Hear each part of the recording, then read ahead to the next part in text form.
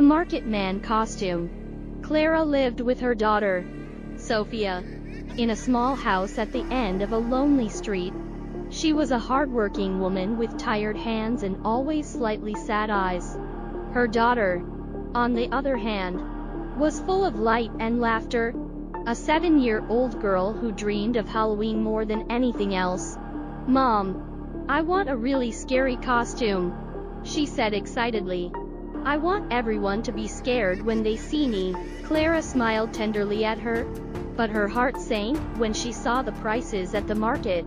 They were too high. She could barely afford food and rent.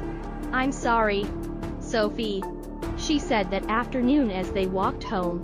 "We won't be able to buy a costume this year. We can make one out of sheets or paint." "Okay." The girl lowered her head and nodded without answering. As they walked, a man appeared next to a vegetable stand. He was tall, thin, with a black hat and a smile that was fixed.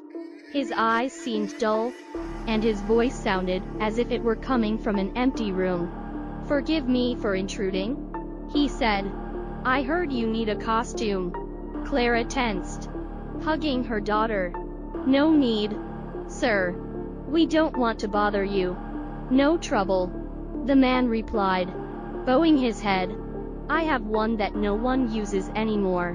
Maybe it'll fit the girl perfectly." From his black bag, he took out a dark dress, made of a thick, almost living fabric that seemed to move gently in the wind. It was beautiful and strange. It had fine seams and a dull sheen that seemed to absorb the light. Sophia opened her eyes eagerly. "Can I try it on?" "No," Clara said firmly. "We don't know the gentleman." The man just smiled. "I don't want anything in return. I just want to see a happy little girl on Halloween." Clara, hesitant, finally gave in. She took the dress and felt a strange sensation, as if something cold were rising up her fingers when she touched it. When she looked up, the man was gone. He disappeared into the market crowd, leaving no trace. The next night, Sophia put on the costume. It fit perfectly. Too perfectly. Clara noticed that the fabric fit like a second skin. But her daughter looked so happy that she chose not to say anything. "Just for a little while," she warned. "Trick or treating, and you'll be back." "Okay." Sophia nodded and ran outside with her plastic bucket. The night was cold, and the wind blew dry leaves through the streets. From house to house, the girl collected candy and received smiles. But soon she began to feel strange. The costume was getting tighter. A little at first. Then, more and more. She tried to move her arms and noticed that the fabric was no longer soft, but stiff, as if it were sticking to her skin.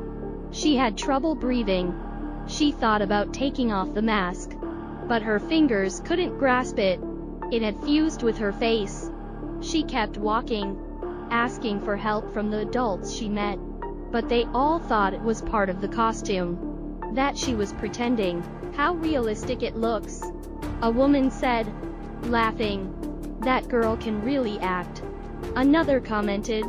When she arrived in front of her house, she couldn't breathe anymore. Her throat made a dry noise, and the fabric of the dress seemed to pulse, as if it were breathing for her. Clara opened the door when she saw her stumbling. "Sophie, what's wrong with you?" The girl fell to the ground, trying to tear off the costume. Clara pulled desperately, but the fabric stuck even tighter, sinking into her skin, merging with it. "God, no, Sophia," she screamed, trying to cut with scissors. But the metal bent. The girl's eyes opened in terror. Her mouth stretched unnaturally. The fabric contracted around her body, squeezing every muscle, every bone, until a creaking sound filled the room.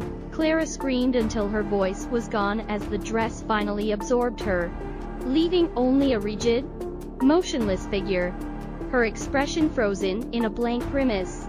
The costume was now part of her, and she was breathing. Clara stepped back, trembling, as the figure slowly raised its head. Tears no longer flowed from the eyes, but a dark glow, like the market man's. A soft, dry voice came from the dress. "It doesn't feel tight anymore, Mom."